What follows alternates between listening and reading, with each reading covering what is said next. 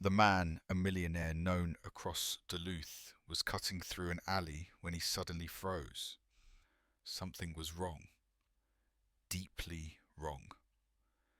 A little girl stood pressed against a brick wall, her face turned to the cold, her bare feet on frozen slush, clutching a torn plastic lunchbox like a lifeline. He stepped closer. She didn't move. He called out. No answer. Another step.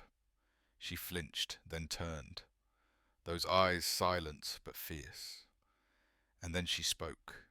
Just one sentence. Soft. Strange. But it stopped his world. If you want to know what happens next, stay with me until the end of the video. And if you still believe deep in your heart that God is always watching over you, silently arranging everything, then right now, leave a comment saying Amen below this video. Because who knows, at the very moment you write those words, a blessing may quietly enter your life. By mid-November, Duluth was already blanketed in white, the cold gnawing through coats and gloves like a living thing. The wind howled down from Lake Superior, curling around corners and rattling old storefronts with the sharpness of something ancient and cruel. Most folks had hunkered down early that evening, fires lit porches, dark streets left empty. But Michael Hart wasn't most folks. He was supposed to be on his way home from a late investor meeting, another tense round of negotiations over the downtown harbour redevelopment. But instead, restless and needing air, he'd taken a side street behind Lambert's grocery, the alley he used to cut through when he was just another broke college kid dreaming of the skyline. That's when he saw her. At first he thought she was a pile of discarded clothes against the brick. A faded pink dress barely visible in the swirling snow. But something about the shape.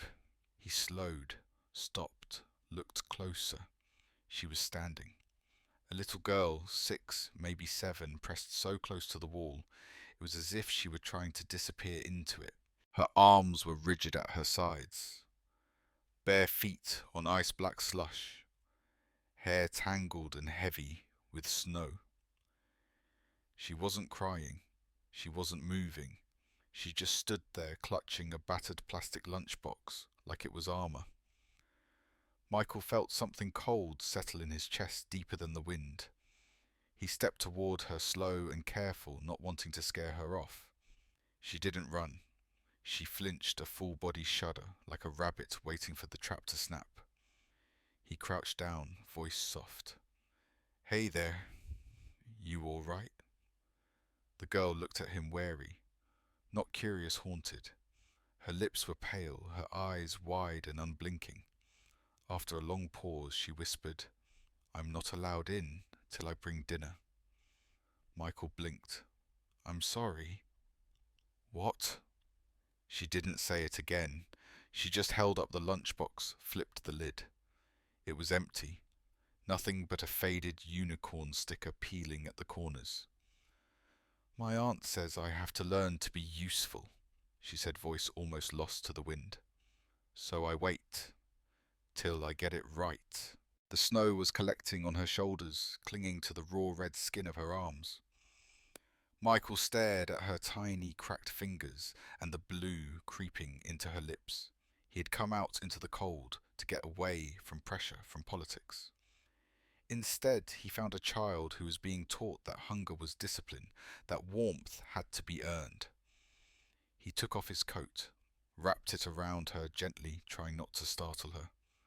Her body stiffened, but then she sagged into the heat like she hadn't felt it in days. My name's Michael, he said quietly. What's yours? Lily.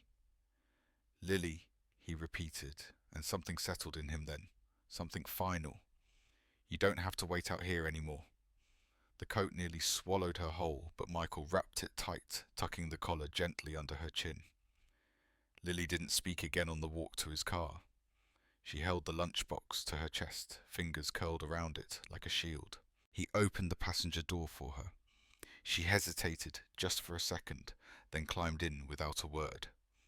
The heater blasted warm air. Still, she shivered. Michael turned the dials up and drove slow through the snow-thick streets, the tires crunching over ice as his mind reeled. What kind of person leaves a child barefoot in a storm like this? She didn't look at him, only out the window as if watching for something or someone behind the snow. At the next red light, he asked softly, "Do you live nearby?" She nodded. "Does your aunt know where you are?"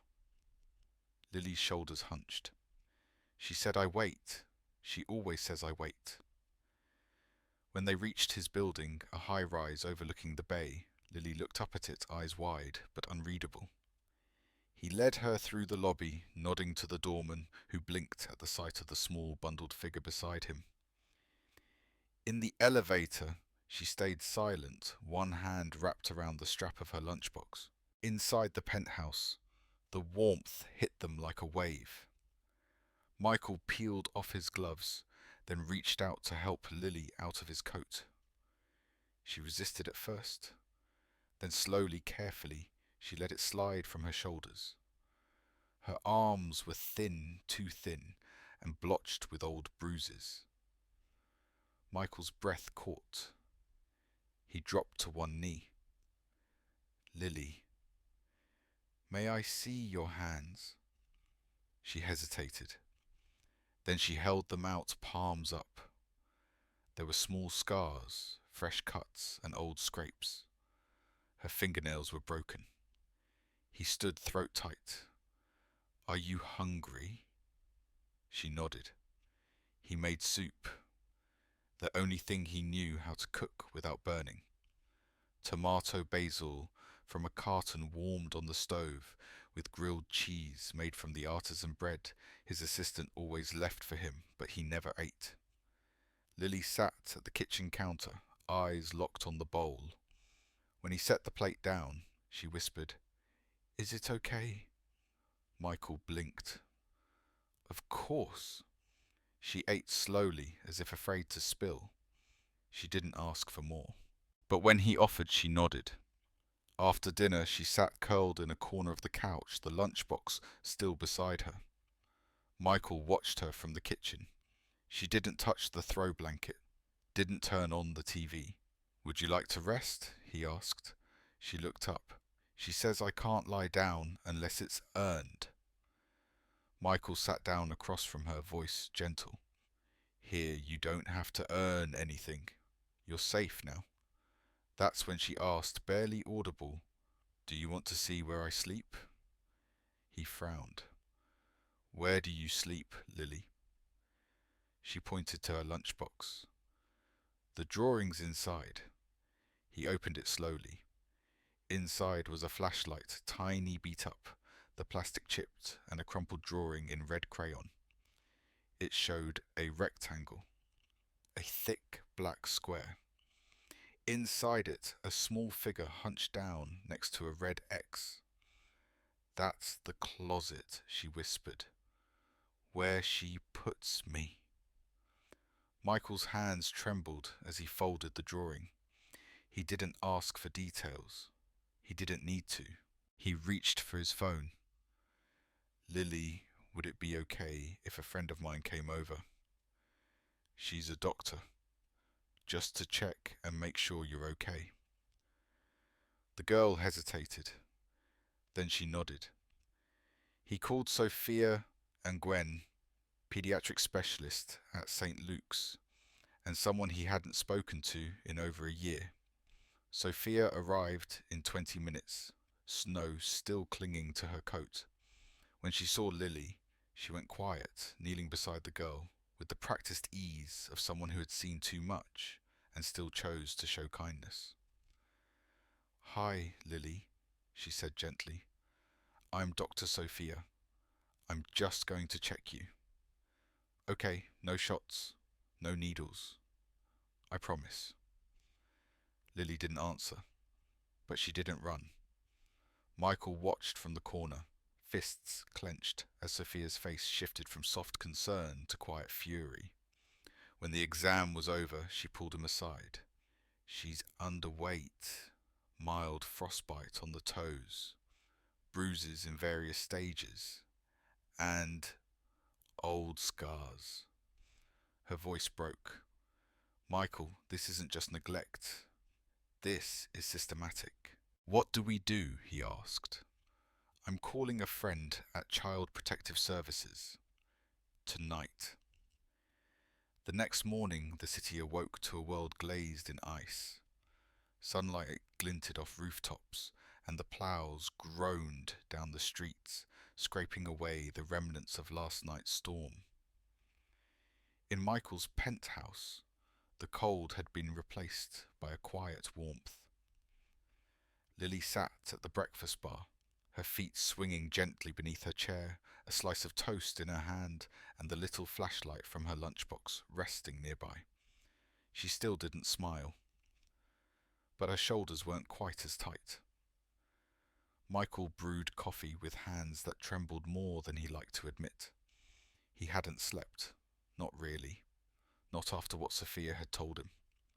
The system doesn't always move fast, but sometimes when it does, it moves in the wrong direction. At exactly 10:03 a.m., the knock came. Michael opened the door to find Paula Reed, clipboard in hand, long coat dusted with snow. Her expression was calm but professional, the face of someone who'd done this far too many times. You must be Mr. Hart, she said. I'm with Hennepin County Child Services. Behind her stood Officer Carter, a uniformed cop who gave a tight nod. May we come in? Michael stepped aside. Lily, still in her pajamas, froze when she saw the badge. The toast slipped from her hand. Paula crouched. Hi, Lily. My name's Paula. I'm here to make sure you're okay. Lily said nothing. She pressed herself against the kitchen island, clutching her lunchbox. Michael cleared his throat. She's safe here. I've got medical documentation, a witness photos. We've received the report from Dr. Nguyen, Paula said gently. That's why we're here. But I also need to inform you that the child's legal guardian, Denise Brooks, filed a complaint against you this morning for unlawful custody and suspected coercion. Michael blinked. She left a 6-year-old barefoot in the snow. She claims you manipulated the child, Paula said, her voice heavier now. That you're trying to keep her away for personal gain. She's retained legal counsel. Michael stared at her.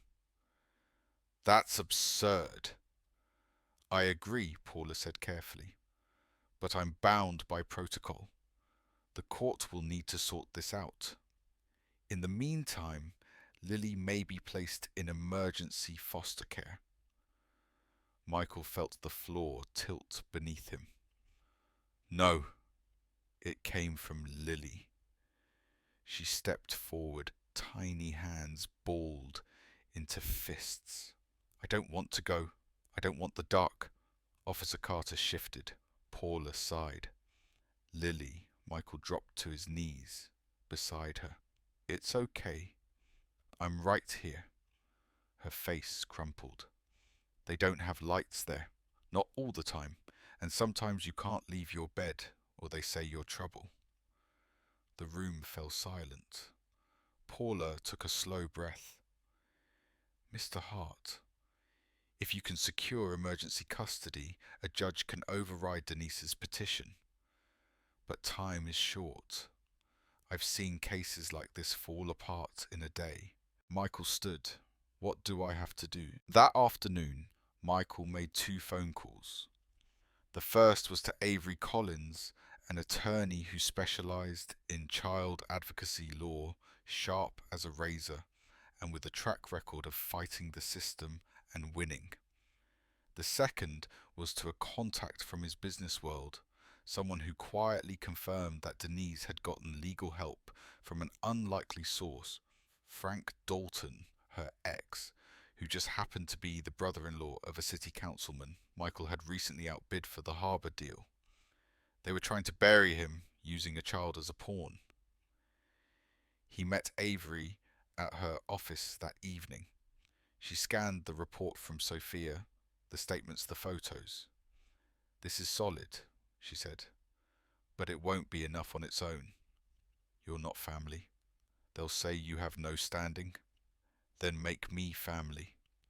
Avery raised an eyebrow. "You want guardianship. I want her safe. And I'm not letting her go back into that system." She leaned back. "All right, Hart. Then we go all in." She scribbled a list. "I'll file for emergency custody tonight. We'll need sworn affidavits from the doctor, CPS, and you. Any neighbour statements? Anything that proves a pattern." Michael nodded.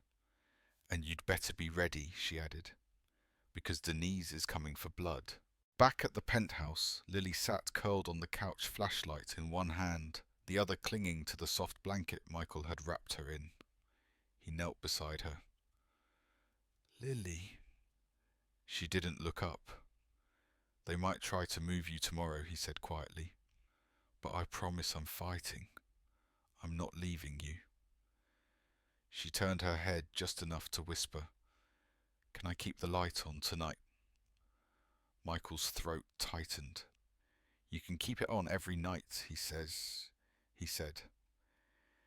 And he meant it. The hours that followed were a blur of motion. Michael Hart hadn't pulled an all-nighter since the early days of building his firm, contracts, bids, zoning meetings that stretched into dawn. But this was different. This wasn't business. This was personal. This was Lily. By midnight, his dining table was buried in paperwork. Avery Collins was on speakerphone, her voice sharp and unwavering as she guided him through every form, every affidavit. Dr. Sophia Nguyen had sent over her full report with photographs and annotations. Paula Reed, bless her, wrote a personal letter to the court, describing not just Lily's injuries, but her demeanour, her terror of closets, her flinching at raised voices, her silence when asked about bedtime. Michael added his own statement. He wrote about the first moments he saw Lily, barely a shadow against a brick wall, her feet raw and red. He described her empty lunchbox, the flashlight inside, and her voice when she said, "I can't come in till I bring dinner." He wrote about Claire, his sister. It had been 25 years, but he still remembered the last day he saw her, a court hallway, a rushed hug, the promise that he'd write. Then, nothing. Letters returned, files closed, foster homes shuffled. She vanished before she turned 10. He hadn't saved her, and he'd never stopped blaming himself. By 2 a.m., Michael stood at Lily's door. She was asleep, barely curled into a tight ball beneath the fleece blanket, her lunchbox and flashlight on the nightstand beside her. The soft glow of a plug-in nightlight cast a small halo on the wall, and he noticed she'd drawn something earlier that evening, a crayon picture taped beside the bed. A house. A big window with light spilling out. A stick figure girl holding hands with a taller figure in a dark coat. Above it, in shaky letters, "Don't go." Michael sank into the hallway chair, head in hands. "I won't," he whispered. Not again. The emergency custody hearing was set for that afternoon. Michael arrived at the courthouse with Avery and Lily by his side.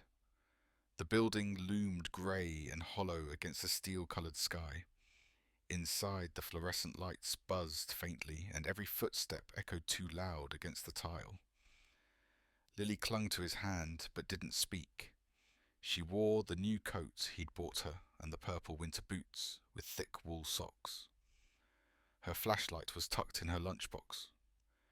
They waited in a side room while Avery filed the emergency motion with the clerk. Across the hallway, Denise Brooks stood with her lawyer, arms crossed, lips pursed, like she'd just bitten into something sour. She wore a new jacket and her hair was curled. But her eyes, flat cold, never even glanced at Lily. Michael felt his chest burn. The hearing began in a family courtroom, just big enough for 2 rows of benches. Judge Margaret O'Connor, white-haired and razor-focused, presided from the bench. She glanced over the stack of documents with narrowed eyes. "I've reviewed the petition for emergency guardianship," she said. "Miss Collins, proceed."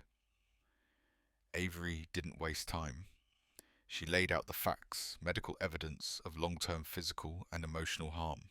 Statements from CPS, eyewitness testimony, and most important of all, Lily's own drawing. When Avery unfolded it, the image of the black box with the red X, a hush fell across the room. Judge O'Connor stared at it for a long moment. Denise's lawyer objected, claiming hearsay manipulation, emotional coercion.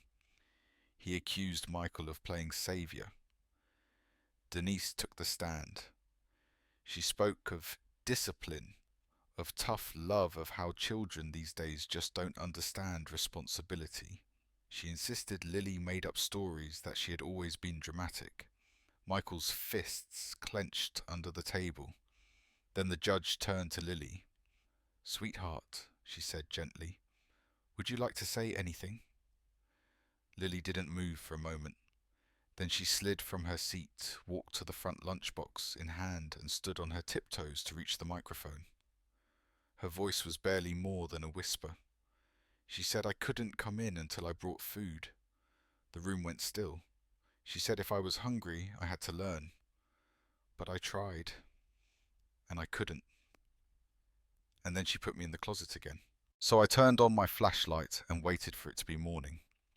Judge O'Connor looked down at her, and Mr. Hart Lily turned to face him. He let me sleep with the light on. He made soup. He said I could stay even if I didn't bring anything. Michael's eyes blurred. That was it. That one sentence. That one moment. Judge O'Connor cleared her throat. "Based on the evidence presented and the credible testimony from the minor, I am granting emergency guardianship of Lily Brooks to Michael Hart, effective immediately. A review for permanent custody will be scheduled within 30 days. Denise's mouth fell open. Her lawyer sputtered, but it didn't matter, because Lily was walking back to Michael now, not running, not flinching, and she wrapped her arms around his middle and whispered, "You stayed." He knelt and held her tight. "So I stayed too," she said. The days that followed moved slow and careful, like walking across a frozen lake, one step at a time. Lily didn't talk much at first. She answered questions with nods or single words. But she no longer flinched at footsteps. She no longer slept curled against the closet door. Michael adjusted his schedule completely. Meetings moved to Zoom. Contracts were signed at the kitchen counter while Lily coloured on the back of old project reports. His once quiet penthouse, all polished glass and cool steel, now echoed with the soft rhythm of new life. Lily developed routines. Every night she lined up her boots and shoes by the door, just so.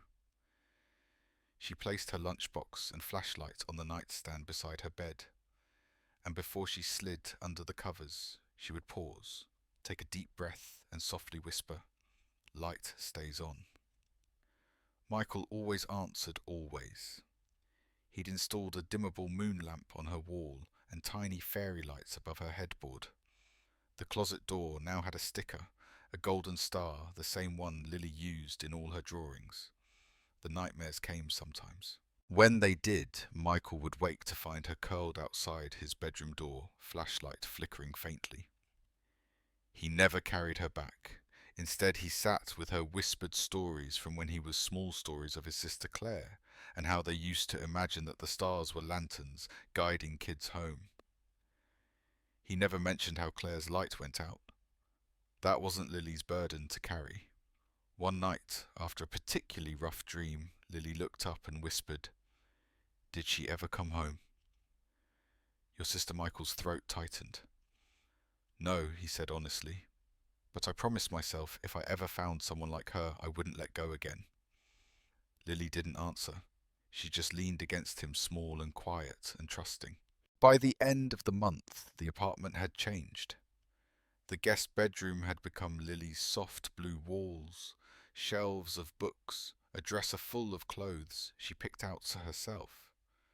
Her drawings stretched from the fridge to the hallway houses, with glowing windows, stick figures holding flashlights, owls perched on moonlit branches. One evening after dinner, Lily asked, "Can I see the alley?" Michael blinked. "The one behind Lambert's." She nodded. "Where you found me." It was cold that day, but clear. They walked together, bundled in coats and mittens. Lily brought a roll of painter's tape and a new drawing. When they reached the brick wall, she stood for a moment staring at the spot where she used to wait. Then she taped the picture up. It showed a girl in a pink dress standing in a doorway filled with stars. Above it, she'd written in gold marker, "No more dark." Michael swallowed the lump in his throat. The final hearing arrived on a morning dusted in new snow. They entered the courthouse hand in hand.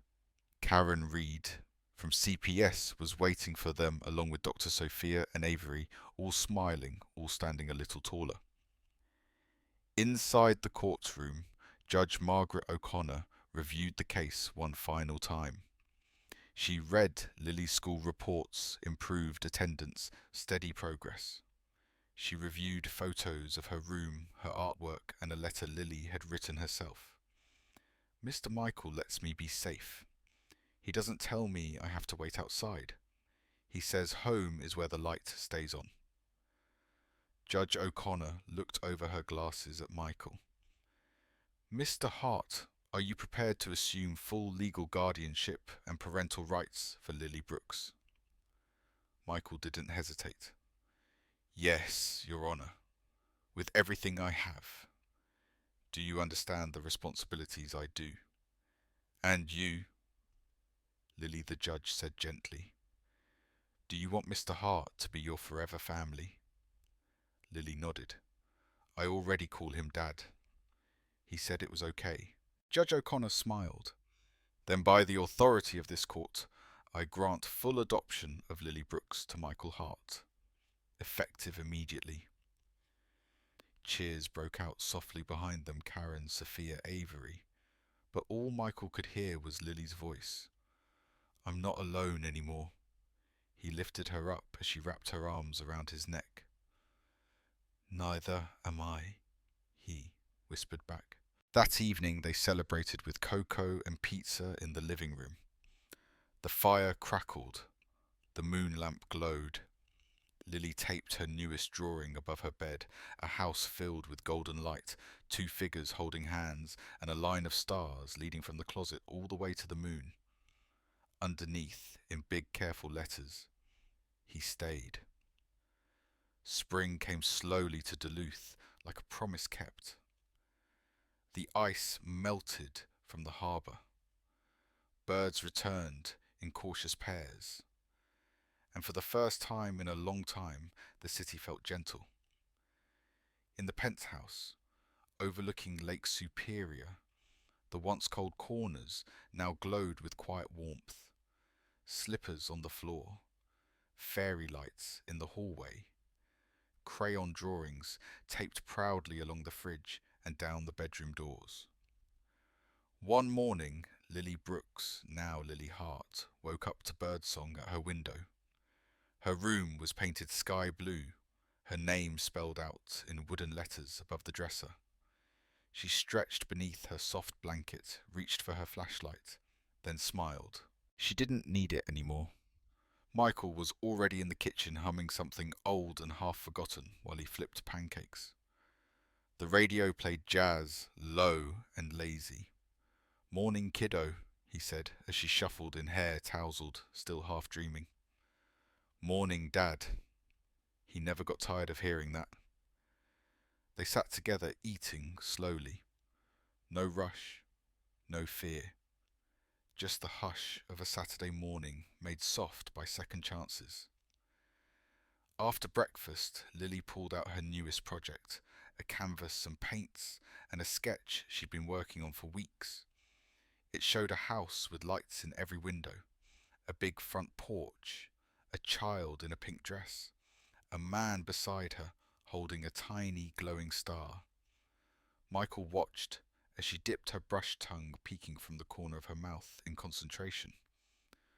"What's that you're painting?" he asked. She didn't look up. "It's called The Place the Light Stays On." Michael swallowed the lump in his throat. "You think you'll hang it in your room?" She smiled. "No, I want to hang it outside, by the alley, so other kids who are cold might see it and know someone stayed." He knelt beside her, kissed the top of her head. "You're the bravest person I know, Lily." She looked at him quiet for a moment. Then, "You stayed first."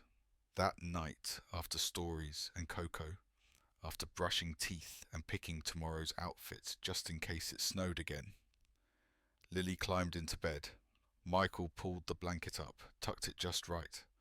Before he turned off the lamp, she asked softly, "Will you still be here when I'm sleeping?" He nodded. "Even when I'm old," Michael smiled, voice steady and sure. "Even then, as long as you want the light on, I'll be here to keep it shining." Outside, the lake whispered against the dock. Inside, the stars on Lily's ceiling glowed gently. Not because she needed them, but because she chose them. She was no longer the girl in the snow. She was home. Today's story comes to an end, but its echo still lingers in the heart. What do you think? Give us a score from 1 to 10, and feel free to share a few words in the comments. Every voice here is valued and heard. Before you go, let me ask you gently, are you doing okay today? If your heart feels heavy, let this place be a quiet corner where you can share and find comfort. See you again in the next bedtime story, where love and hope remind us that no matter how dark the night may seem, kindness will always prevail.